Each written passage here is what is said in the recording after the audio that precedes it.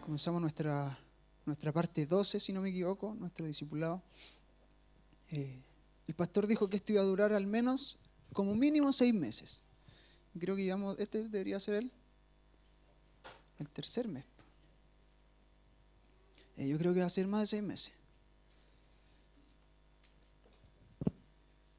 Pero conforme a Dios nos ha ido mostrando y nos ha ido instruyendo en su palabra, vamos a ser obedientes. Quiero hacer un breve resumen de la semana pasada, leer algunas ideas que comentamos. Les pido que puedan poner sus teléfonos en silencio, ¿verdad? Para no interrumpir este momento. La semana pasada dijimos lo siguiente, que no importa cuán encumbrados estemos en nuestro llamamiento, en la función que Dios te ha dado, cuán desarrollados estén tus dones, cuánta habilidad tú puedas tener en el cuerpo de Cristo o en tu propósito, sabemos que si no honramos a Dios, tarde o temprano vamos a caer de esa posición. Y poníamos muchos ejemplos acerca de David, Salomón, Josafat, Ezequías, Pedro, los discípulos, que alcanzaron sus momentos altos, pero fueron ingenuos al no olvidar los principios del fundamento. Y hablamos acerca de los pretiles, cómo nosotros debemos resguardarnos en aquellos lugares altos. ¿Cuáles son las formas en que no debemos pasar por alto los principios que son fundamentales? Porque si no construimos fundamentalmente a través de los principios de Dios, de lo que Dios nos muestra a través de su palabra, tarde o temprano esas cosas nos van a pasar la cuenta. Y dijimos que los puntos altos siempre van a crear expectativas, ¿cierto? Hay una demanda en esos lugares de plenitud, de madurez. Y no simplemente es para impactar, no simplemente es para tener entendimiento de las cosas, sino que también para ser precavido y generar nuestros resguardos. Ahora, ¿resguardo de qué? ¿De quién? El mayor resguardo que nosotros debemos crear es de nosotros mismos, de nuestra carnalidad, de aquello que nos quiere hacer sucumbir.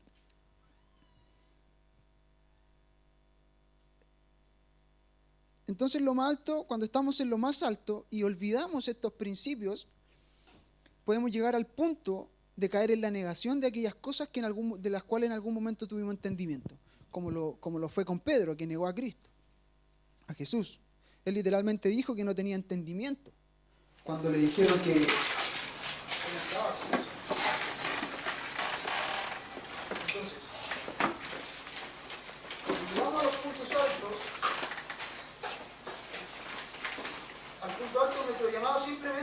podemos negar las cosas que Dios está haciendo, porque en esos puntos altos podemos hacer alianza con los sistemas del mundo, como lo hizo Josafat, Ezequías.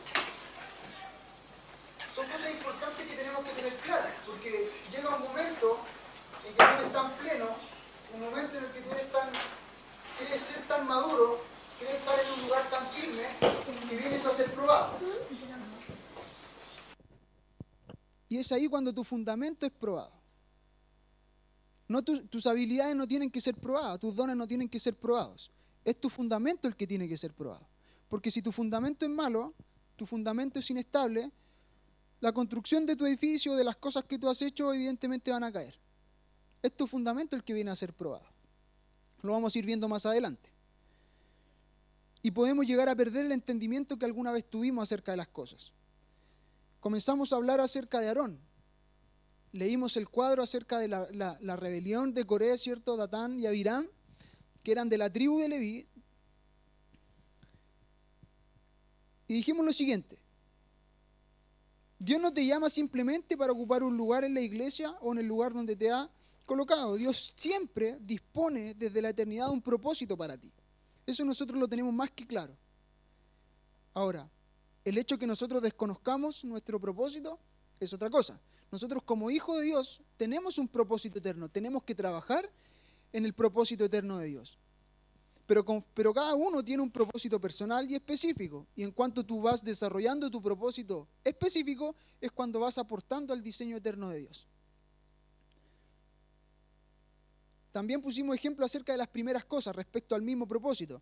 Entonces, cuando somos creados, no somos vistos y esquematizados por Dios con un resultado ambiguo, un resultado final ambiguo. Por el contrario, nuestro final es sumamente claro. Dios ve la obra terminada en ti.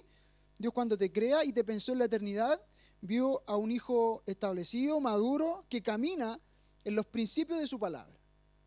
Dijimos que cuando Dios crea las cosas primeras, siempre las crea para que lo último disfrute de lo primero.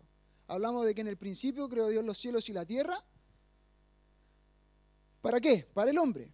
También creó la luz en el primer día. ¿Para qué? Para que el hombre fuera un portador de luz y quien expresara esa luz. De lo contrario, esa luz que en la palabra no se pudiese expresar si no fuese por nosotros. Entonces, lo primero siempre te va a dar la autenticidad y de qué se trata lo último. Bueno, lo último no fue el hombre, fue la mujer. Mucho más excelente, ¿cierto? Amén, dice la mujer. Muy bien.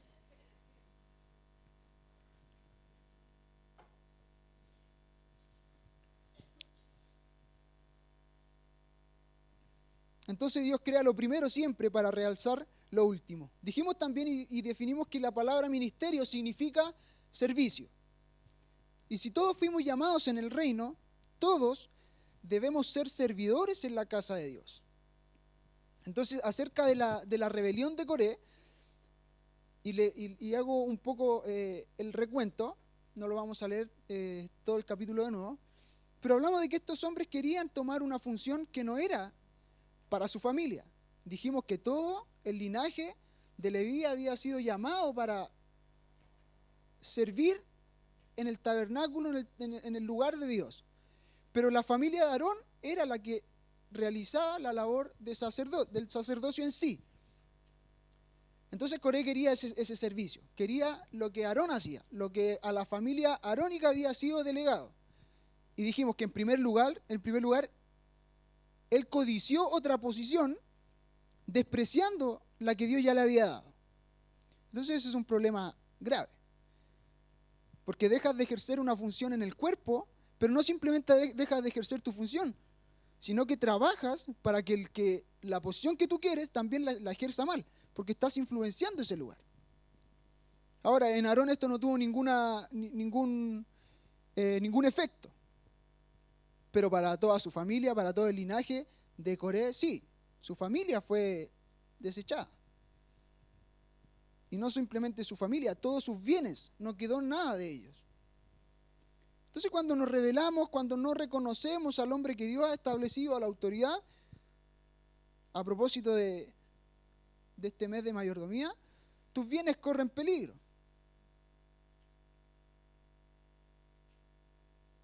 Lo vamos a ir viendo. Dijimos, número 1, nadie debe reñir ni pelear por tener un ministerio. El que busca el llamado de los hombres es porque no tiene el de Dios. Número 2, dijimos, Dios es el que llama. Yo les ponía un ejemplo acerca de un pastor que decía que él estudió en el seminario y dice que a él lo formaron y lo entrenaron para servir primeramente a la institución en primer lugar. Ni siquiera mencionan a Dios, sino que en primer lugar tú sirves a una institución. Entonces ese es el daño que ha hecho la religión y el daño que ha hecho este sistema gubernamental que el hombre creó sobre la iglesia. Esta democracia, estos directorios, estas formas que son totalmente humanas. Muy políticas sociales. Nosotros nos guiamos y estamos determinados por la palabra de Dios. No hay tal cosa como que Dios te llame y pase desapercibido. Todo aquel a quien Dios llama lo hace reverdecer, florecer y dar fruto. Pusimos el caso, ¿cierto?, de cómo Dios confirma el sacerdocio de la familia de Aarón, diciéndole que todos los jefes de las tribus trajeran sus varas y las presentaran delante del santuario. Y Dios iba a dar una señal, y la señal fue que la vara de Aarón reverdeció, y no simplemente reverdeció, sino que hasta dio un fruto. En el original pudiese leerse que no es simplemente un fruto que recién sale. Dice que dio un fruto que era maduro.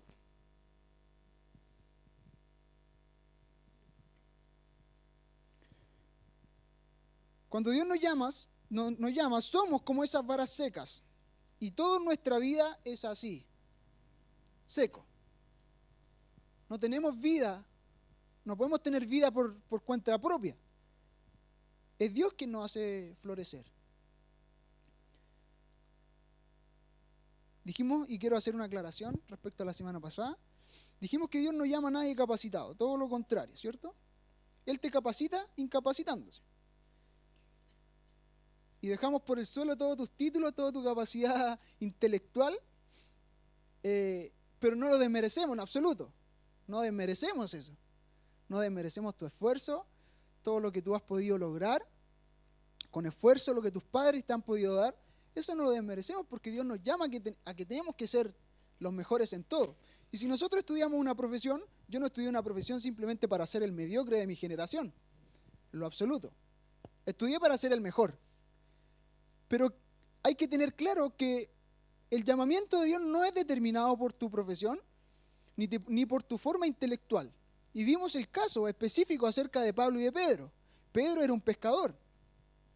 Pablo era un hombre instruido, ¿cierto? Leímos en Filipenses y leímos todo el currículum de Pablo. Fariseo de fariseos, ¿cierto? Entrenado a los pies de Gamaliel.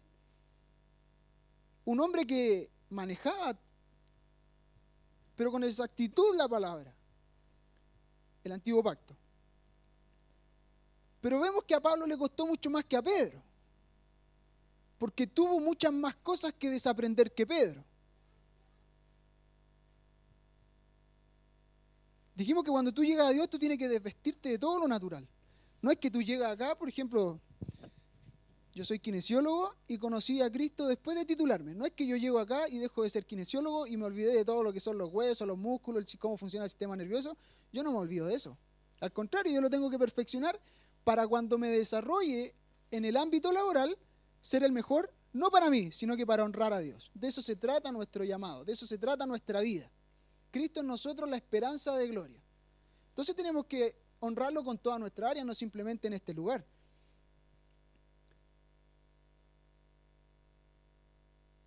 Pablo tuvo que desaprender todo lo que había aprendido con Gamaliel, así como Moisés también tuvo que cambiar su mente, todo lo que había aprendido del sistema egipcio. Moisés, entendamos que no podía sacar al pueblo de Israel con las formas de gobernar del faraón. Era imposible. No podía. Entonces Dios lo lleva y ¿qué hace? Lo primero, lo somete a un hombre, a Jetro, su suegro, sacerdote de Madián. Lo somete y él conviene en someterse a ese hombre. Y ahí es cuando Dios le da la palabra acerca de que tiene que libertar al pueblo. Y ahí lo prepara muchos años como pastor de ovejas, hasta que llega su tiempo de ser revelado, hasta que llega su tiempo de reverdecer, de presentarte delante del pueblo y decir, este es mi hijo. Es por eso que decimos que Dios da evidencia de cuando Dios está llamando a alguien. Dijimos la semana pasada, nosotros no nos movemos por estas cosas de que si yo estoy en la iglesia un tiempo y no me consideran, y que no me saludaron, y que no se dieron cuenta de que yo era un músico excelente, y que yo tenía tantos dones, y que porque no se dieron cuenta de todas mis habilidades, yo me fui de la iglesia. Eso habla de inmadurez en el cuerpo de Cristo, en la gente que está en la iglesia. Menos mal nosotros acá no somos así. Espero. Éxodo 4:10 dice lo siguiente.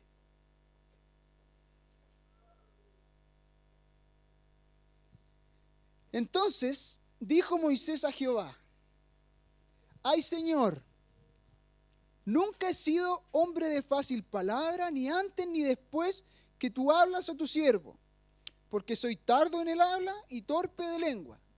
Moisés no se sentía capacitado para ejercer la función de Dios. Pero el llamamiento de Dios, y repito, no está en tu habilidad ni en tu forma de expresarte. Por ejemplo, yo hoy día puedo hablar naturalmente frente a ustedes sin estar tiritando entero. Antes yo me paraba frente a 4 o 5 personas y no podía hablar. Literalmente no podía hablar porque se me cerraba la garganta. Bueno, aquí a veces también se me cierra la garganta, pero no es por mi habilidad, sino que es Dios quien te va habilitando por medio de su gracia para poder desarrollarte en la función que Él quiere tenerte. Dios no te llama en vano porque está aburrido o porque tú tienes que hacer algo en la vida. Tú cargas un propósito porque tú eres un hijo de Dios. Dios, cuando va a elegir un hombre, primeramente lo busca incapaz. ¿Para qué? Para que nadie se jacte en su presencia. Amén. Hoy día les voy a dar duro.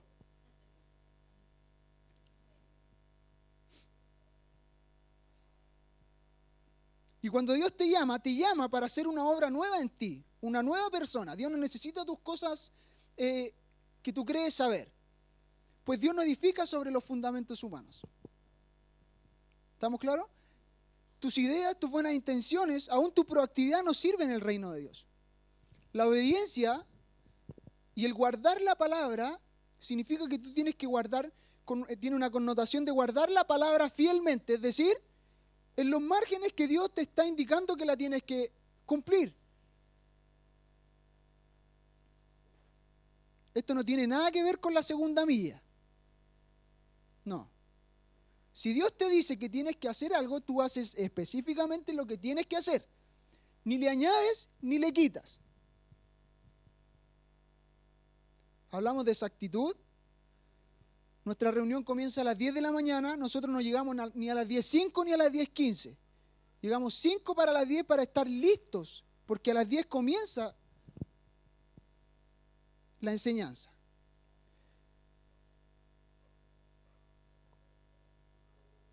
Me he dedicado, y me ha costado mucho, a estudiar este tiempo, a estudiar qué significa esta estación. Tiene muchas aristas, hay muchas cosas que aún no conocemos. Y yo le he mencionado, una de ellas es que nosotros debemos hacer las cosas con excelencia. Yo el jueves le decía a los chicos del grupo de alabanza que nosotros, como hijos de Dios, nos tenemos que vestir bien. Tenemos que andar bien vestidos, bien presentados, aromáticos. No podemos andar todos hediondos, con todo desordenado, porque nosotros somos hijos de Dios. Tú eres un representante de Dios. Tú eres la imagen de Dios, de Cristo. Entonces la iglesia por mucho tiempo ha tenido el estigma de decir, ellos son los flojos, los ignorantes, los pobres. Pero no es para romper el estigma que yo les digo esto. Es porque nosotros somos representantes fieles de lo que es Dios. Y si no podemos ser representantes al menos en esto, por dentro, yo no sé qué puede pasar en tu corazón. Es por eso que es tan importante que nosotros, cuando hablamos de esa actitud, hablamos de conectarnos y reconfigurarnos a la sintonía de Dios, es que todas las cosas vienen a orden. Pero, amado, todas las cosas. No simplemente que tú hoy lees la palabra y la entiendes. No, es que todo, hasta tu forma corporal, lo demuestra. Cuando tú adquieres entendimiento y sabiduría, en tu rostro se nota la sabiduría, dice Salomón en los Proverbios. Tu rostro ilumina la sabiduría. ¿Ustedes recuerdan cuando Moisés estuvo en el monte, cuando bajó? Su rostro estaba iluminado, por cuanto él había recibido la voz de Dios, la palabra de Dios. Entonces, si tu rostro irradia luz, es porque tú estás portando la palabra. Y eso la gente lo ve. Son señales determinantes de cómo nosotros nos estamos conduciendo. Evidentemente las cosas internas van a repercutir y a reflejarse a través de lo externo. Pero no nos guiamos por lo externo como en el antiguo pacto, sino que priorizamos las cosas que están en el corazón, que tienen que venir a transformar lo exterior. Amén. Jeremías 1 dice lo siguiente, 1:10. Mira que te he puesto en este día sobre naciones y sobre reinos, para arrancar y para destruir, para arruinar y para derribar, para edificar y para plantar. ¿Debemos arrancar todo lo aprendido antes de conocer a Dios? En todas las formas que tú antes solucionabas tus problemas, hoy tú ya no solucionas los problemas como los solucionabas antes de conocer a Dios. Tus problemas hoy se solucionan de forma distinta. Es por eso que nosotros debemos conocer la palabra, estudiar la palabra. ¿Cuántos de los que están aquí, los que tienen auto, los que han comprado cualquier aparato tecnológico en su casa, han leído el manual completo? El primer día que compran el aparato. Nadie lo hace. Pero ¿cuándo leemos el manual? Cuando tenemos un problema, ¿cierto? Y nosotros somos así. ¿Cuándo leemos la Biblia? ¿Cuándo vamos a buscar respuesta a la Biblia, a la palabra? Cuando tenemos el problema. Pero Dios te dice, tú conoces la palabra, instrúyete. Moisés le dice, instruye a tus hijos. Muéstrale la ley, muéstrale lo que yo te he dicho. Porque esto no es cosa vana, dice Moisés, esto es tu vida. De esto depende tu vida. Dijimos, no es porque nos conviene, es porque lo necesitamos. Dios no necesita hijos, sino que nosotros necesitamos un padre.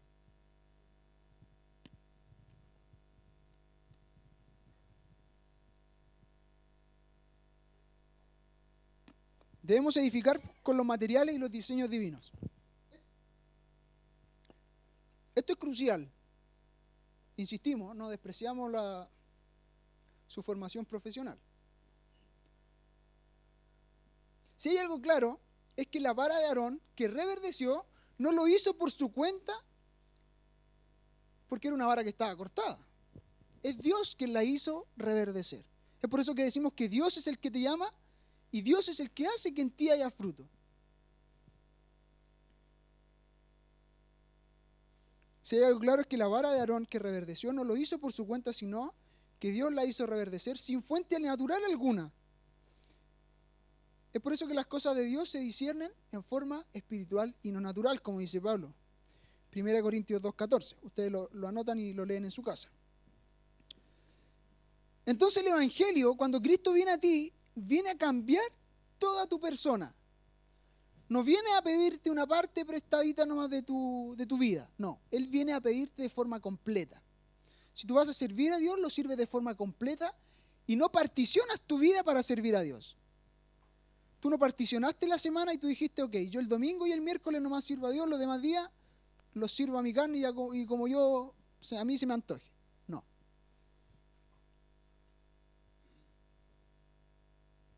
Esa gente no ha conocido a Dios. Entonces aquí quiero tocar algo importante. Cuando Cristo viene a tu vida, tú naces de nuevo. Cristo mata al hombre viejo en ti. Lo mata, amado, lo mata. Está muerto. ¿Para qué? Para que surja el hombre nuevo. ¿Según quién? Según Dios. Ahora eres una nueva persona. Por eso tú ya no tienes relación con el pasado. Dice, porque somos hechos nueva criatura, ¿cierto? Las cosas viejas pasaron, y aquí todas son hechas nuevas. Amado, el hombre viejo no se reforma. Tú no maquillas ni arreglas al hombre viejo. El hombre viejo muere.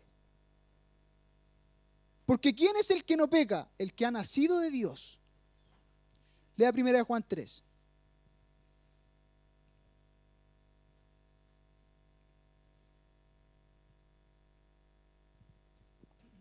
Y es por eso que la obra de Dios es tan importante en nosotros, porque cuando nos llamas, Él quita a una persona, Él nos llama y quita a una persona creada según nosotros, según este sistema, esta cultura, para establecer una persona con una simiente que ya no es natural, es divina.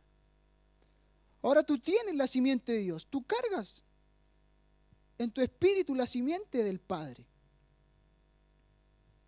Entonces cuando ya la carne no se puede expresar más en ti, pero ¿por qué se sigue expresando? Y es lo que hablamos acerca de tener una vida en el Espíritu. Yo la otra vez le decía a los chicos, no es lo mismo una vida en el Espíritu que ver la manifestación del Espíritu. La manifestación del Espíritu pueden ser muchas cosas que tú has visto en los cultos, en reuniones, milagros, esas son manifestaciones. El don de lenguas, son manifestaciones. Pero una persona que habla en lengua a mí no me dice que él vive en el Espíritu.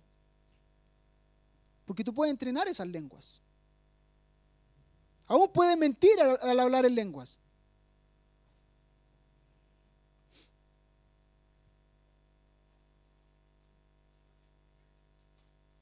Cuando Dios pone una simiente divina en ti, ya no hay más condenación, por cuanto has muerto para el mundo y vives para Dios. Ahora Matías la otra vez me explicaba una cosa muy, muy sencilla. No es tan sencilla, él lo pudiese explicar mejor que yo seguramente porque él conoce más la materia, pero es una aplicación muy buena. Y él mientras estudiaba, y espero en algún momento lo pueda explicar de forma más precisa, pero el tema es el siguiente. Dice, nosotros como organismos vivos, naturales, él me habló de termodinámica y todo eso, yo no le voy a hablar de eso. El hombre natural, el hombre se tiene que adaptar a un lugar, vive adaptado, en lo natural. Hablamos de leyes físicas, químicas, biológicas. Se adapta a un ambiente. Eso es en lo natural. Tú en lo espiritual tú no puedes adaptarte a las cosas de este mundo. Miren, en lo natural, si el hombre no se adapta, ¿saben qué pasa? Muere. Y es lo que nos tiene que suceder a nosotros. Tú no tienes que adaptarte a este sistema. Tú no te adaptas al mundo y por cuanto tú no te adaptas, tú mueres para el mundo. ¿Para qué? Para vivir la vida en Cristo. Aún la naturaleza nos da y nos muestra los principios divinos. No se trata de vivir en una dualidad de vida. Tú vives bajo los diseños y principios que son del reino, que te habilitan y te capacitan para moverte en las cosas naturales. Amén. Dice lo siguiente. Nosotros nacemos de nuevo, somos una nueva criatura, pero ¿saben cuál es nuestro problema? Que estamos llenos de pensamientos acerca de nuestro pasado. Como ese dicho, ¿tu pasado te condena? Claro, mucha gente en la iglesia vive con ese pensamiento. Tu pasado te condena, y mi pasado me condena, y mi pasado me condena, y me condena, y me condena. Ustedes son determinados por los pensamientos que hay en su mente. Si tú dices que eres pecador, vas a ser pecador. Y creo que lo he mencionado antes. Si tú dices que vas a ser un adúltero, un fornicador, lo vas a hacer. Porque tu vida está determinada por la forma en que tú piensas. Ahora, si tú dices que eres un hijo de Dios, vas a ser un hijo de Dios. Pero no se trata de autoconvencimiento, no. No se trata de que tú tienes una idea que te dijeron, que tú eres un hijo de Dios y andas repitiendo. No. Se trata de que tus pensamientos y tu mente están enfocados en una verdad que es eterna, que es la palabra de Dios. ¿Y quién es la que te transforma? Es la palabra de Dios, la que transforma tu mente y tu forma de vida.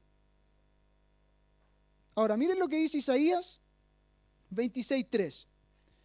Nosotros debemos tener nuestro pensamiento siempre en Dios, porque eso va a determinar cómo nosotros actuamos. A eso yo le llamo entrenar la mente. Nosotros debemos capacitarnos y entrenar nuestra mente, porque tu mente de un día para otro no... Ayer yo pensaba puras cosas malas y hoy día pienso solo cosas bonitas. Pablo dice, en todo lo bueno, todo lo justo, todo lo honesto, todo lo puro, todo en esto pensad. Porque esas cosas van a determinar quién tú eres. Si tú piensas que eres un hijo de Dios, tú vas a tener la posición correcta. Nosotros hablamos la otra vez acerca de la posición. Tu posición es de hijo de Dios. Y ahora tu posición va a determinar lo que es tu posesión. Si tú sabes que eres un hijo de Dios, sabes cuál es tu heredad y sabes dónde está tu heredad.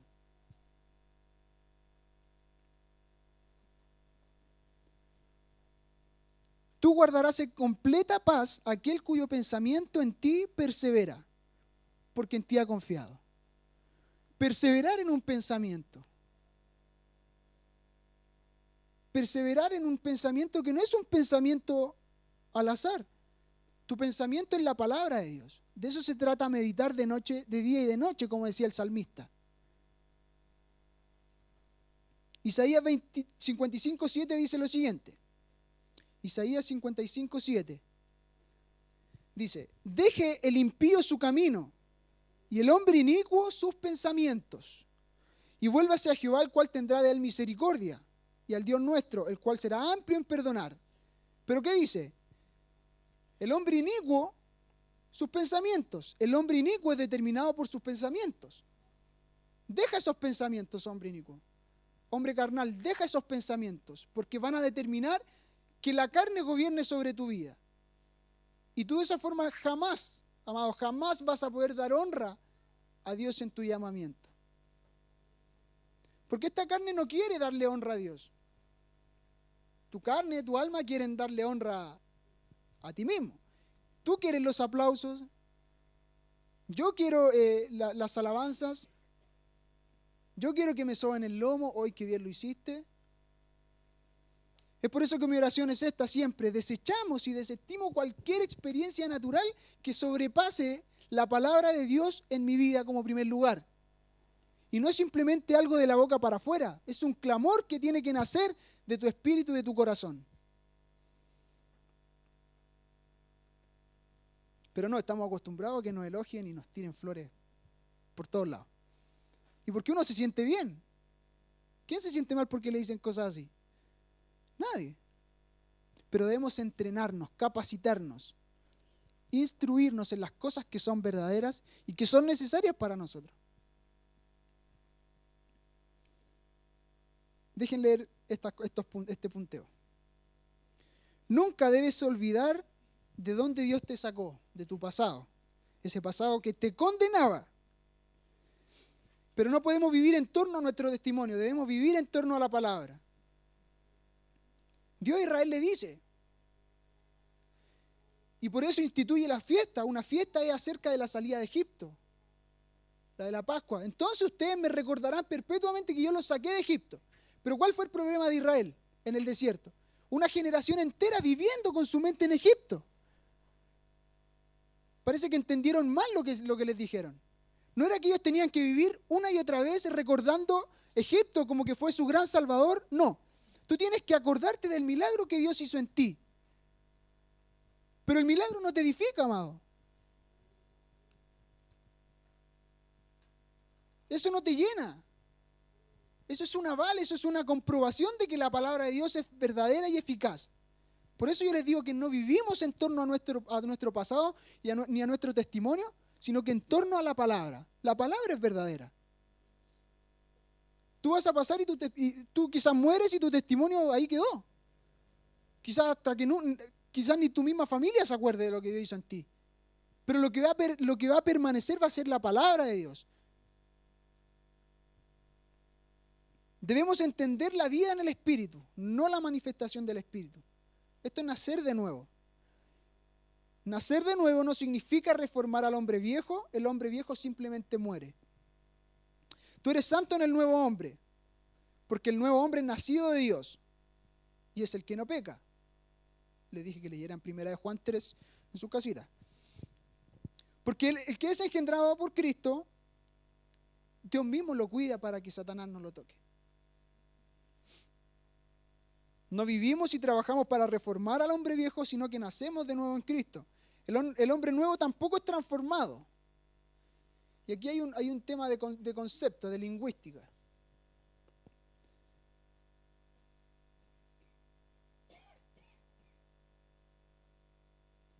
¿Cómo es que yo voy viviendo una vida en el Espíritu?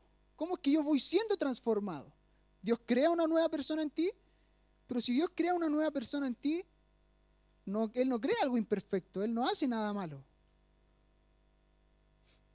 El tema es que nosotros debemos caminar sujetando nuestra carne diariamente. De eso se trata el dominio que nosotros hablábamos hace un tiempo atrás. El dominio se trata de eso, no simplemente administrar las cosas que Dios te dio, la tierra, la naturaleza, tus dones. Tú tienes que dominar las cosas que hay en tu corazón. Por eso poníamos el ejemplo acerca de crear nuestros resguardos. David en el punto alto no supo administrar su carne. Salomón tampoco. Y todas estas cosas tienen que ver con la carne, con el alma, con tus deseos, con la vanagloria de la vida. Imagínense, David y Salomón tuvieron el mismo problema, ambos con mujeres. Pero porque no supieron crear el resguardo necesario en el lugar alto.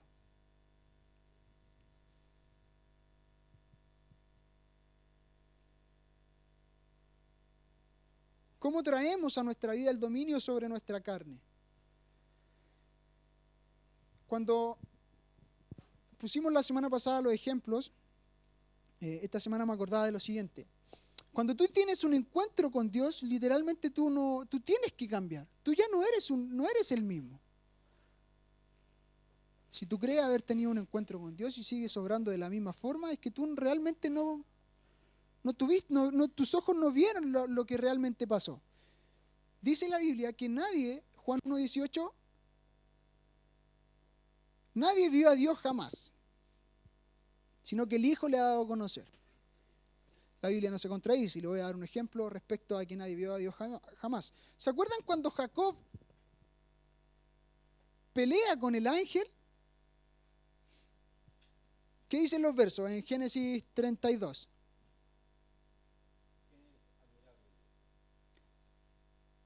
Y literalmente él dice, por cuanto tú has visto Dios cara a cara y porque has vencido,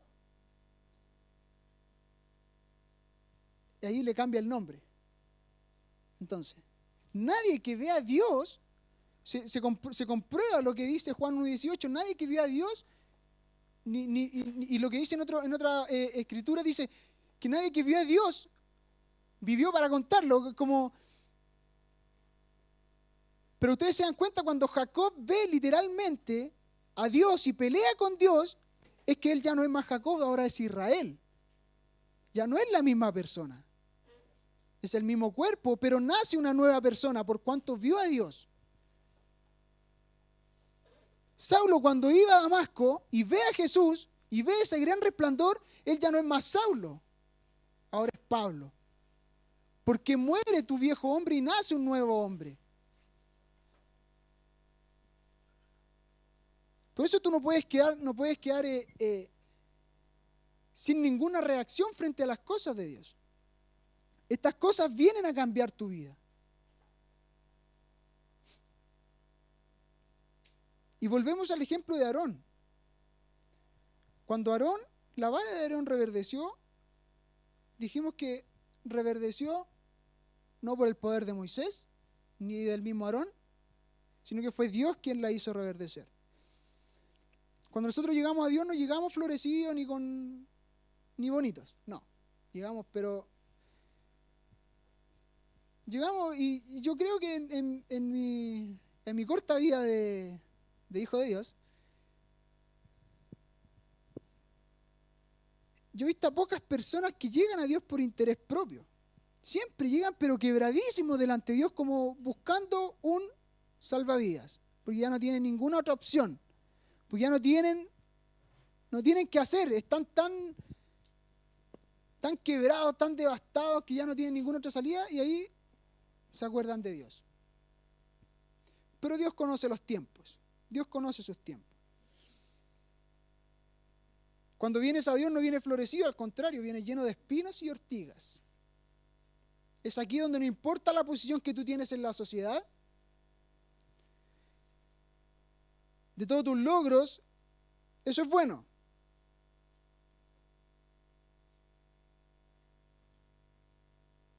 Y esto es lo que hablábamos hace un tiempo acerca de la posición y la postura. Tú tienes una posición de hijo delante de Dios, pero esa posición no te la dan tus fuerzas, no.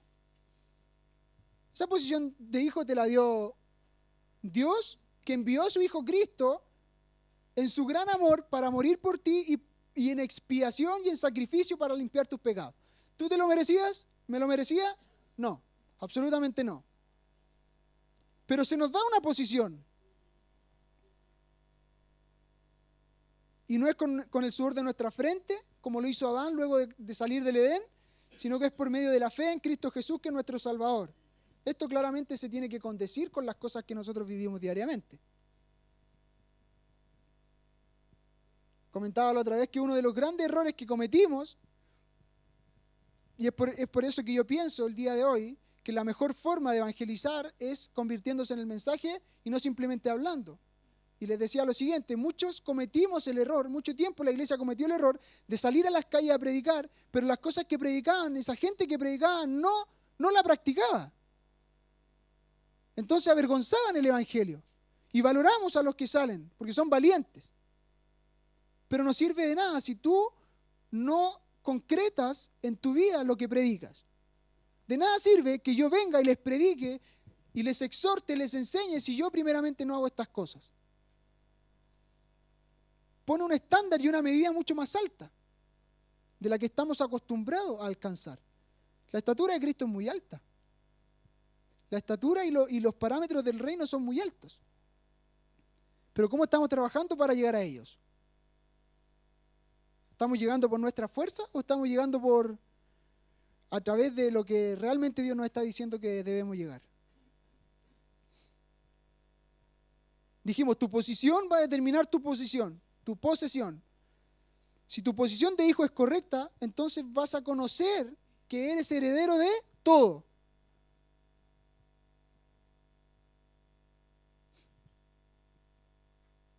Debemos entender que en nosotros, por nosotros mismos, no podemos tener vida.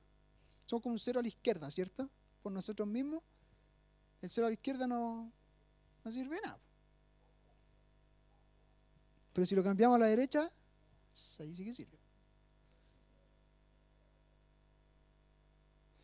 Si creemos que nuestra posición es social y nuestra preparación intelectual, académica, como ustedes quieran llamarlo, ya lo hemos dicho, te va a posicionar en las cosas de Dios, estamos absolutamente equivocados.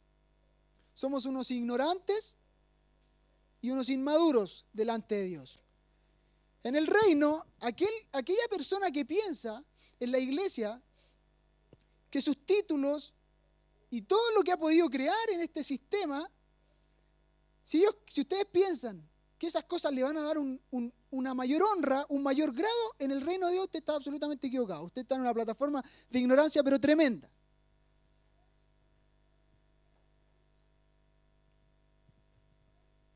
Dios utiliza y se provee de esas cosas también para extender su reino. Es por eso que nosotros somos profesionales. Hoy día ustedes envían a su hijo a la universidad. ¿Pero por qué los envían a la universidad? Manuel una vez nos hizo esta pregunta en los jóvenes. ¿Por qué ustedes estudian la carrera que estudian?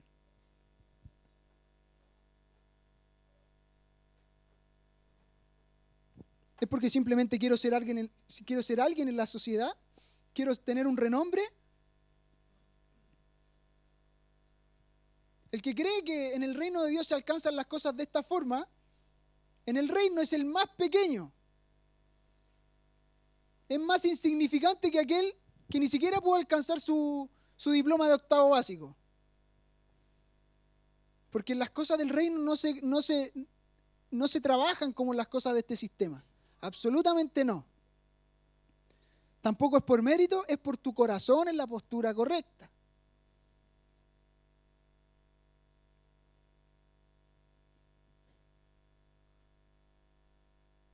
Es como vivir en la ley, ¿cierto?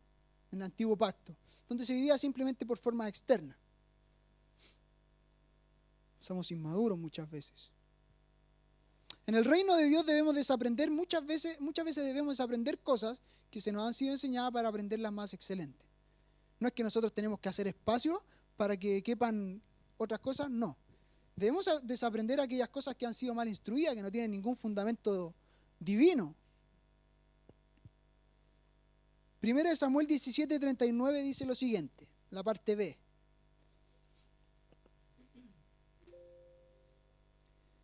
Dice, y dijo David a Saúl, cuando tenían que ir a matar a Goliat, yo no puedo andar con esto porque nunca lo practiqué. Y David decía aquella cosa. Está hablando de la armadura que Saúl le dijo que tenía que usar para ir a pelear con el gigante.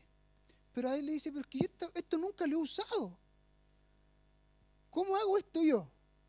Es como que llegue una persona nueva a la iglesia y yo lo mando a orar por toda la familia de la iglesia. Si esa persona no sabe cómo orar.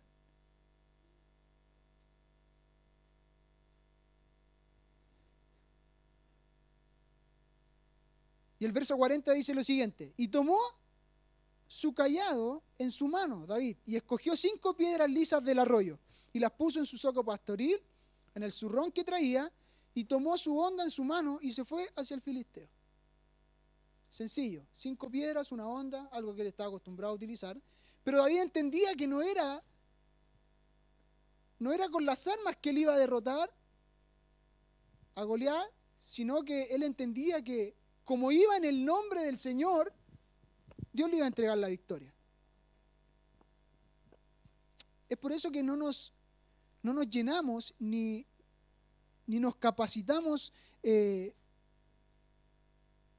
estas formas naturales que el sistema te impulsa para gobernar las cosas de Dios. Yo no necesito tener un economista, o no necesitamos tener un economista o un gran ingeniero que me administre las finanzas de la iglesia. Yo necesito un corazón que sea honesto, un corazón puro, humillado delante de Dios, que entienda los principios de Dios.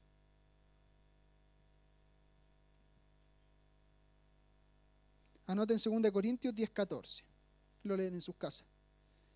Es por eso que Dios no toma nada humano para desarrollar sus propósitos eternos. Así es, que si queremos ser instrumentos de Dios, servidores del reino de los cielos, despojémonos de todo, abramos nuestros ojos y miremos lo que somos primeramente. Moisés vio su incapacidad, dijo, pero no sé ni siquiera hablar. Bueno, eso tiene otra connotación también. Pero él naturalmente no se sentía capaz de sacar a un pueblo. Convengamos que era una gran responsabilidad. Miremos lo que somos como una vara seca y luego digámosle a Dios que nos introduzca en su santuario para que nosotros realmente podamos reverdecer. Es como la oración que hacía David. Crea en mí, oh Dios, un corazón puro, limpio, recto delante de ti. No se aparte tu espíritu, que no se aparte de mí tu Santo Espíritu. Lávame con hisopo y seré más blanco que la nieve. Esa debe ser nuestra oración delante de Dios. Entonces existen ciertas cosas que sucedieron con la vara de Aarón. Nos vamos a quedar aquí en este día, acerca de la vara todavía. Número 1, reverdeció. Esto es señal de vida y fuerza de Dios.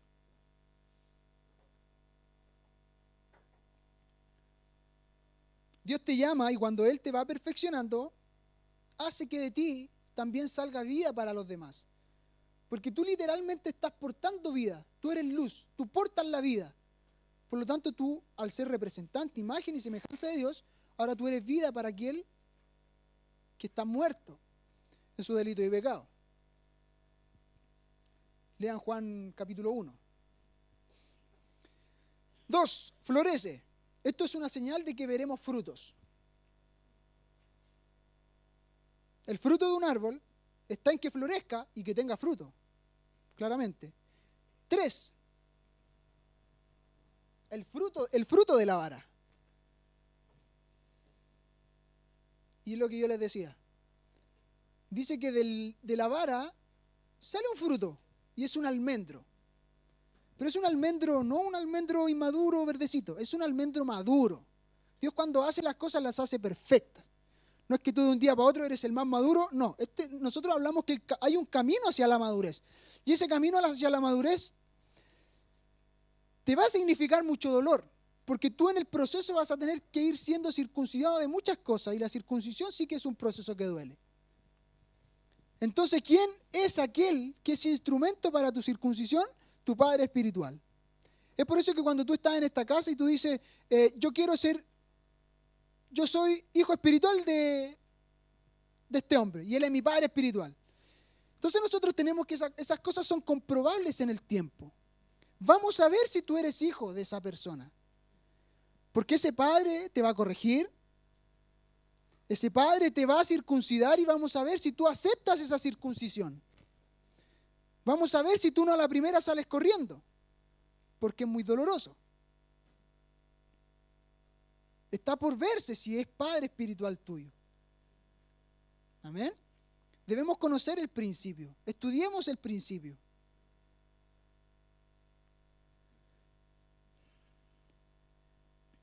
Somos llamados y llegamos a Dios como ramas secas. Miren lo que dice Jeremías 1:6. Aquí tenemos otro ejemplo acerca de un niño que conocía su condición. Conocía cuál era, que él no calificaba quizás para lo que Dios lo estaba llamando. Y le dice, Jeremías dice, y yo dije, Señor Jehová, he aquí no sé hablar porque soy un niño. Y dijo Jehová, no digas soy un niño, porque a todo lo que te envíe irás tú y dirás todo lo que yo te mande. No temas delante de ellos, porque contigo estoy para librarte, dice Jehová.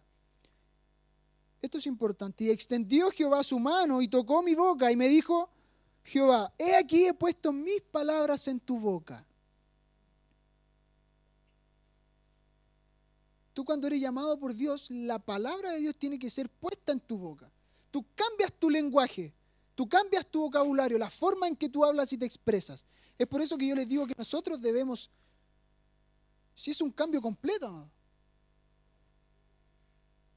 Así como cuando las mujeres van al salón de belleza y se hacen un cambio de look pero completo.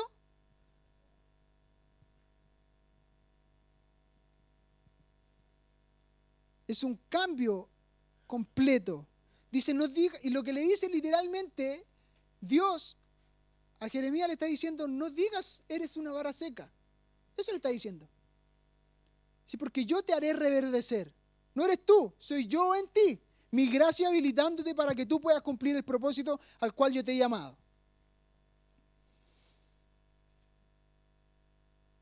Pero para florecer, ¿qué debemos tener?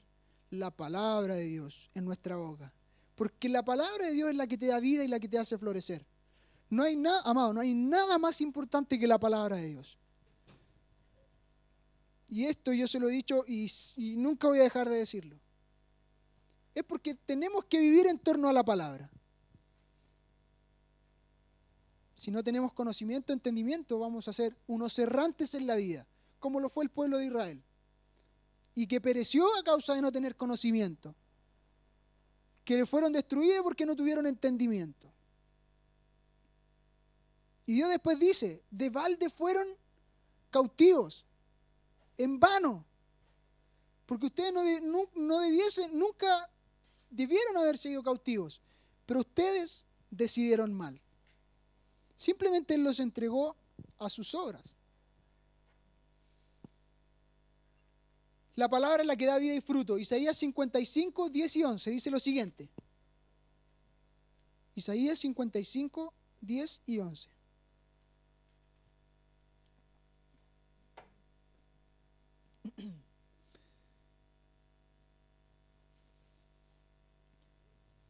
Porque como desciende de los cielos la lluvia y la nieve, y no vuelve allá, sino que riega la tierra y la hace germinar y producir y da semilla al que siembra y pan al que come, así será mi palabra que sale de mi boca. No volverá a mí vacía, sino que hará lo que yo quiero, dice Dios. No lo que tú quieres, ni lo que yo quiero. Lo que Dios quiere, eso va a ser. Y será prosperada por aquello que la envíe. La palabra no es prosperada en tus manos simplemente porque tú eres un buen hijo de Dios. La palabra es prosperada porque Dios quiere que sea prosperada a través de ti. Jeremías 1, de nuevo volvemos a Jeremías, el versículo 10, 11 y 12. Vamos a leerlo de nuevo, para leer la segunda parte. Mira que te he puesto en este día sobre naciones y sobre reinos, para arrancar y para destruir, para arruinar y para derribar. Es decir, tiene que sacar todo primero para después edificar y plantar. La palabra de Jehová vino a mí diciendo, ¿qué ves tú, Jeremías? Y dije, veo una vara de almendro. Y me dijo Jehová, bien has visto, porque yo apresuro mi palabra para ponerla por obra. ¿Ustedes creen que es casualidad que Dios, cuando está llamando de nuevo a alguien para ejercer y al propósito, representa de nuevo con una vara de almendro? ¿Es casualidad? Absolutamente no. La vara de Aarón representa el ministerio de la palabra. Perdón, la vara de almendro. Representa el ministerio de lo que significa la palabra. Tú si no tienes palabra jamás vas a poder explotar en tu llamamiento. Absolutamente no. Tú si no tienes la palabra de Dios, tú no tienes la autoridad del Hijo. Y si no tienes la autoridad del Hijo, jamás vas a poder tomar la herencia ni la posesión que incluye esa posición de hijo.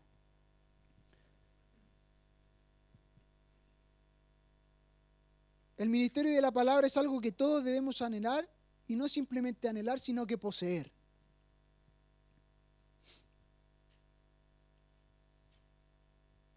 Cuando reconocemos que somos estas varas secas, y Dios viene a nosotros y nos hace florecer, es cuando nosotros renunciamos literalmente a todos nuestros planes. Literalmente a todo. para que tú puedas realmente reverdecer y llevar frutos en la presencia de Dios. Entonces, cuando llegamos a Dios pasamos por un proceso. Y este proceso tiene un tiempo determinado. Ustedes saben que la vara de Aarón estuvo en el santuario por un día. Ese día en tu vida pueden ser muchos días. En mi vida pueden ser muchos días. Pero tienes que tener un tiempo en la presencia de Dios. Eso significa habitar en la presencia de Dios.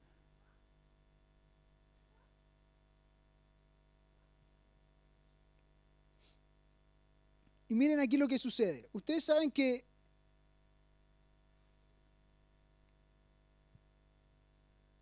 la vara fue puesta delante del santuario de Dios. En la misma presencia de Dios fue puesta la vara. Ya, esto nos da una enseñanza tremenda.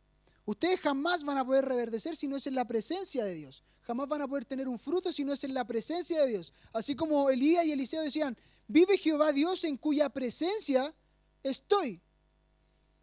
No es que tú hoy día estás en la presencia de Dios y mañana te bajas de la presencia de Dios. No, es una condicionante transversal en tu vida. Tú debes habitar en la presencia de Dios para tener frutos. De lo contrario, jamás vas a tener fruto, el fruto esperado.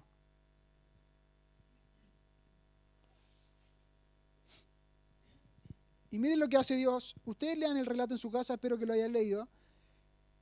Pero dice que cuando van a ver las varas que pusieron, se supone, eran las 12 varas, porque representaban las 12 tribus, reverdece una. Ok, la sacan, Moisés reparte cada vara a su dueño, pero ¿qué hace con la vara de Aarón? Primero, la exhibe delante del pueblo. Tu fruto va a ser exhibido.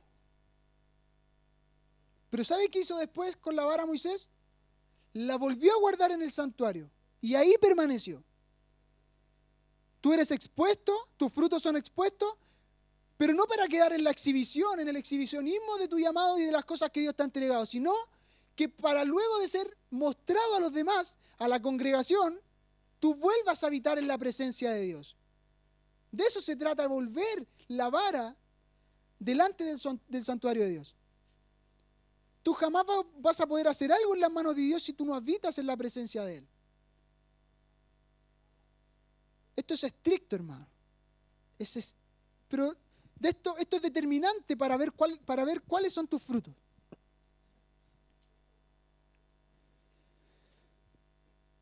Entonces un error que cometemos es que creemos que cuando Dios nos da un fruto y nos hace reverdecer, nosotros pensamos que ya debemos ser mostrados más de la cuenta, ¿cierto? Nuestra imagen y comenzamos a cambiar nuestro orden de prioridades.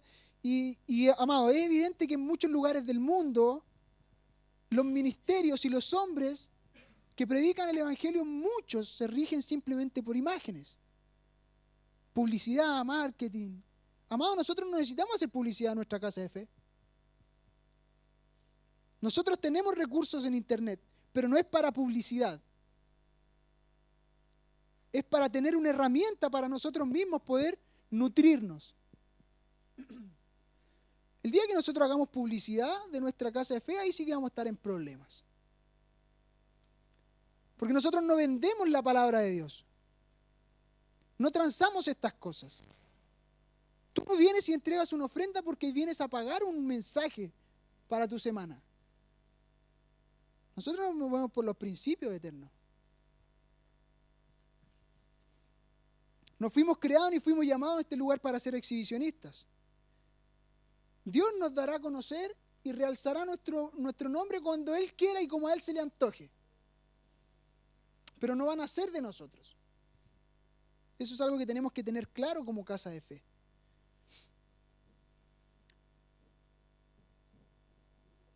No estamos para ser puestos en vitrina, sino para ser puestos en la presencia de nuestro Dios. Ese es tu lugar. Ahí está tu mayor recompensa, en la presencia de Dios. Ahora, tu llamado no se mide por la cantidad de éxitos que tienes en tu función, ni lo conocido que puedas ser, sino que se mide por el grado de honra que le das al nombre de Dios. No es determinado por las cosas que tú haces, sino por el grado de honra que tú le das a Dios. Esto es sumamente importante, amado. Y es como, y yo me acordaba,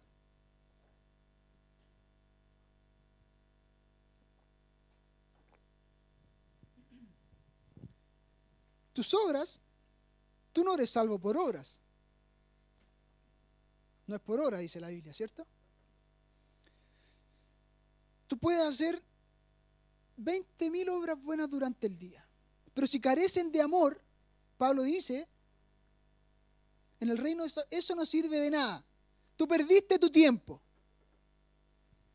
Dice, si tú entregases todos tus bienes, si quemases tu cuerpo por tus hermanos, dice 1 Corintios 13, pero si no es con amor, perdiste.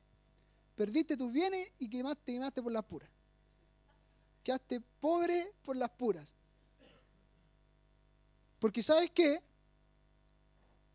Porque tú puedes dar todos tus bienes a alguien que lo necesita. Pero tú no te tienes que mover por un cargo de conciencia que esa persona es pobre. Si tú no das de forma correcta, esa persona no lo va a poder administrar de forma correcta. Ahora tú no simplemente das un recurso, por ejemplo, económico. Tú lo que primero das es la palabra, un principio para que ese recurso pueda prosperar.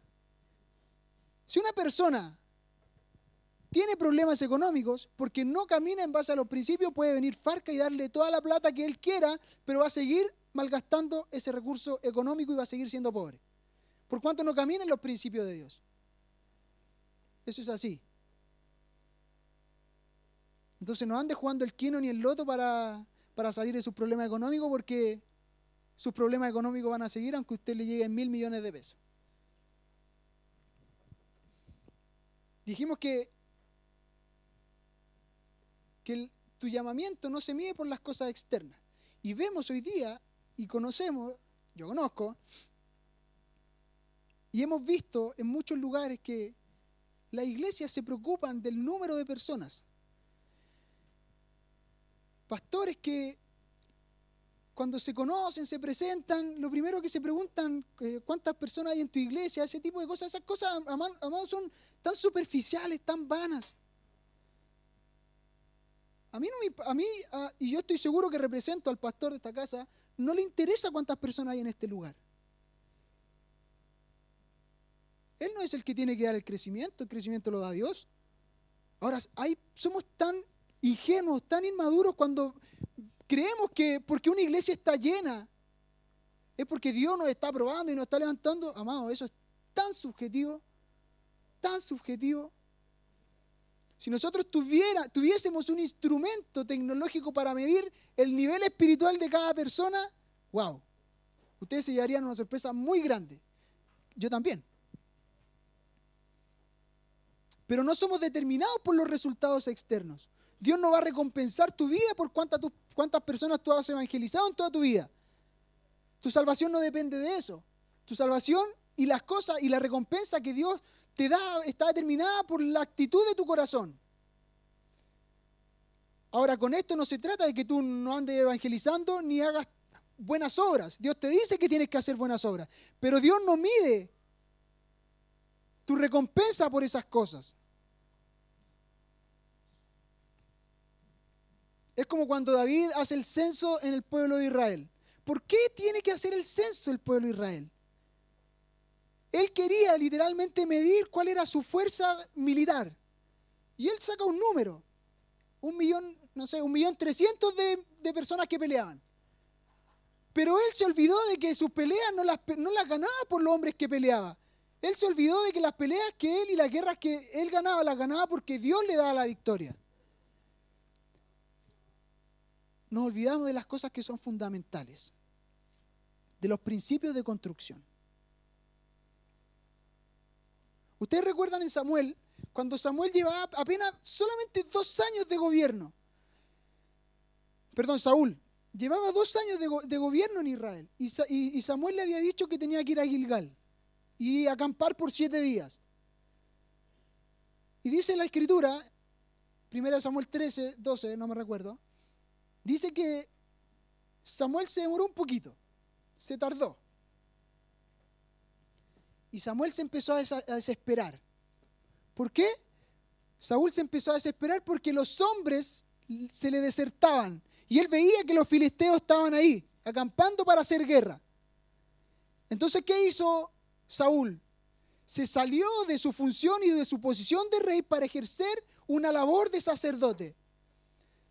Quien tenía que hacer el sacrificio en ese lugar que Dios le había demandado era Samuel. Pero por buscar la aprobación de los hombres, Saúl se adelantó. Y cuando él está haciendo el sacrificio, llega Samuel. Le dice, ¿qué has hecho, hombre? ¿Por qué hiciste esto? Y le dice, Dios iba a firmar hoy día tu reino. Pero por cuanto tú te saliste de la función que debías hacer, tu reino hasta aquí no me llegó. Él siguió reinando, pero fue un hombre totalmente fracasado en su reinado. Y dice, Dios se ha escogido un hombre conforme al corazón de Dios. Es cuando tú buscas la aprobación de los hombres y cuando te sientes intimidado. ¿Cuántos pastores han desertado del ministerio por la intimidación que generan la gente que habita en sus iglesias? ¿Cuántas iglesias quebradas? Porque nos movemos simplemente por las cosas que vemos.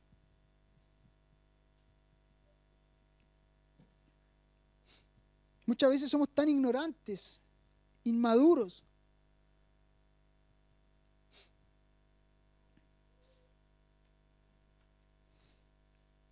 Con esto quiero terminar, poner este ejemplo. ¿Recuerdan ustedes la tentación de Jesús? Mateo 4. No vamos a ver qué significan las tres, simplemente quiero ejemplificar algo. Que Jesús fue tentado y que nosotros también vamos a ser tentados. Si Jesús fue tentado, amado, en cosas que son como las que vamos a ver ahora, ¿cuánto más nosotros? ¿O usted se cree muy importante?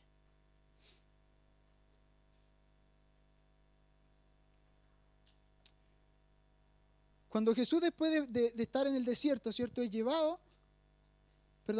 al desierto por Satanás. Y la segunda tentación dice lo siguiente, que lo lleva al pináculo del templo.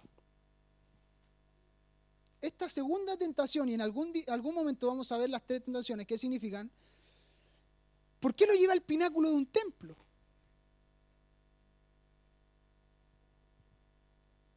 Esta tentación es de aceptación social, aceptación religiosa. Porque ¿qué pasaba? ¿Quién estaba en ese lugar, en el templo? Estaban sus más fieles perseguidores. Estaban aquellos que lo perseguían, que lo blasfemaban, que decían cosas en contra de él. Entonces Satanás lo lleva al pináculo del templo y dice, ok, lánzate a ver si Jehová no enviará a sus ángeles. Efectivamente Dios podía mandar a sus ángeles. El punto es que si Jesús iba a usar su unción, su autoridad, para demostrar frente a los ojos de las personas que Él era el Hijo de Dios. Iba a trasladar el reino de Dios de una forma tan espiritual y tan sobrenatural a algo tan natural como ser aprobado por los hombres. Ahí tú ves que Jesús es un hombre pero extraordinario, alineado a la voluntad de Dios, sintonizado tan fielmente, porque Él pudo haberse tirado. Los ángeles pudieron haber venido y haberle sujetado. Y todas esas personas que habían en el templo, que eran sus más fieles perseguidores, hubiesen creído que Él realmente era el Mesías. Pero Jesús no utilizó el poder de su unción para deslumbrar a los religiosos del tiempo. Absolutamente no. Y amado, tú vas a ser probado en la aceptación social. ¿Cuánto han renegado de Dios los jóvenes, sobre todo en la universidad, en los colegios? Amado, yo lo hice. Por eso yo sé de lo que le hablo. Por vergüenza. Hoy para mí eso no es tema. Hoy. Porque sé quién soy. Y no nos movemos por las formas externas, ni por la aprobación de los hombres. Con esto no dejamos de lado que tú tienes que hallar gracia delante de Dios y de los hombres. Dios nos demanda eso. Tú no puedes simplemente vivir en tu mundo y aislarte. No. Pero tu aceptación social no está determinada por el cómo tú usas el poder de tu unción y del fruto que Dios te ha dado en su presencia. Y volvemos. ¿Cómo resguardamos nuestros puntos altos? Si Dios te exhibe para mostrar el fruto que Él te ha dado por medio de su palabra, es para que acto seguido, tú sigas habitando en su presencia. Y no nos creamos más importantes de lo que realmente somos. No importa más tu reputación que la dignidad y la reputación de Dios. No por eso no nos descuidamos de ella. Al contrario, nos preocupamos de ella porque somos representantes de Dios. Pero tú no eres más importante que Dios. Nosotros también podemos ser desechados en nuestra función como lo fue Saúl. Y tú puedes estar años ejerciendo la misma función, pero tú ya has sido desechado en el corazón de Dios. Si no te comportas en la asignación que Dios ha determinado en la cual te comportes. Por eso es tan importante que conozcamos nuestro propósito, conozcamos cuál es nuestra función. Y si aún no la conoces y tienes un servicio dentro de la casa de Dios, sé excelente en ese servicio en el cual estás en este momento. Porque si eres fiel en ese servicio, Dios te va a poder mostrar el servicio y el propósito al cual tú has sido llamado. Amén.